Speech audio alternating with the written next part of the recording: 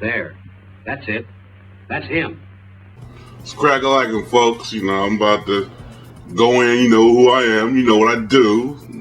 Let's go. So, topic of this video is gonna be something like Obama goes to Israel. Calming the fears. Now, Obama's going to Israel sometime in the spring. Now, this marks the first time during his presidency, all 5 years, that he hasn't made a trip to Israel, which I didn't know was mandatory to, you have to go to Israel, but I digress. Let's get back to the topic. Now, by going there, he's going to go, well, he's not just going to go to Israel per se. He's going to go to Israel, but he's going to go to Jordan, the West Bank. He's probably going to do all the little circuits and all that, good stuff.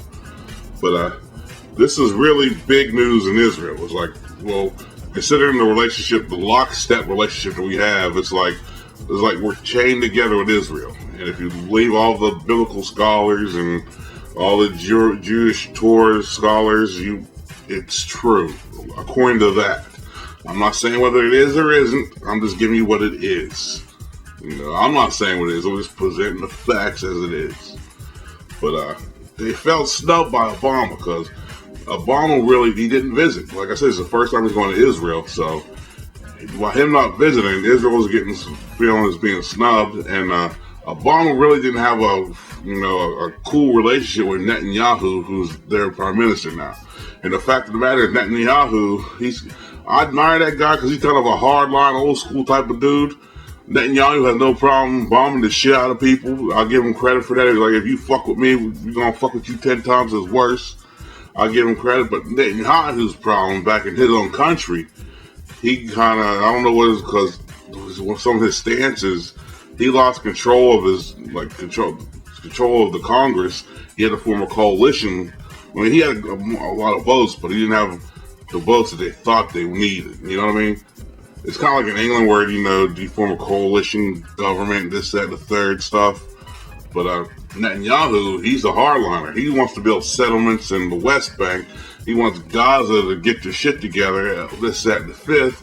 And we're like, look, man, the United States our administration is like, look, you got to stop building the West Bank. That's one of the keys for, one of the deals to get the independent statehood for Palestine, and that's a deal breaker.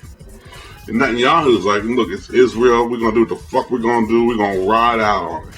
Either you're with us or you're against us.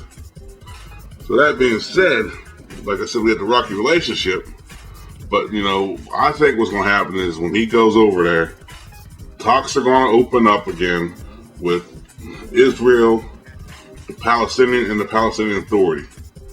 Now, I'm not going to say Hezbollah, and if you don't know who Hezbollah is, just type it in your search bar.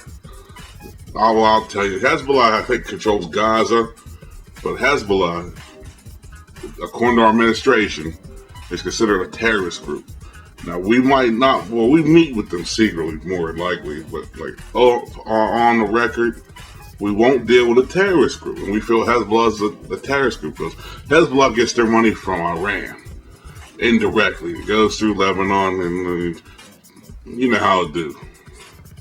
But I think it'll open up talks about a lot of certain key, important, it'll open up. I'm not saying it's going to do anything because Palestinians they're like, look, man, you got to stop building over in the West Bank.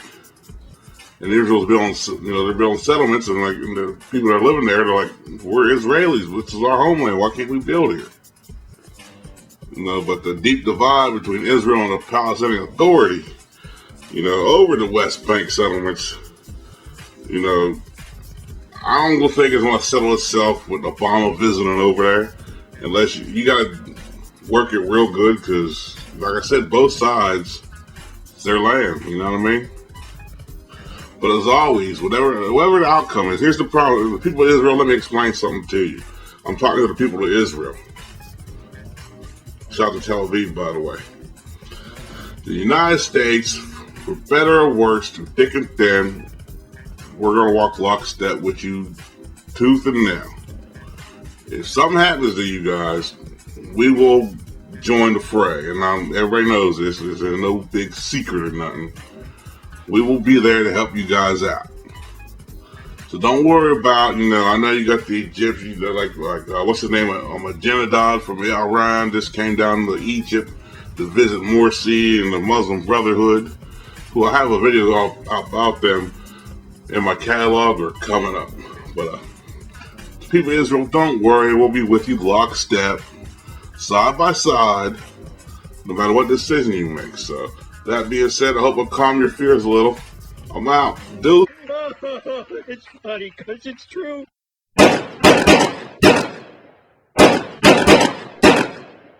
There. That's it. That's him.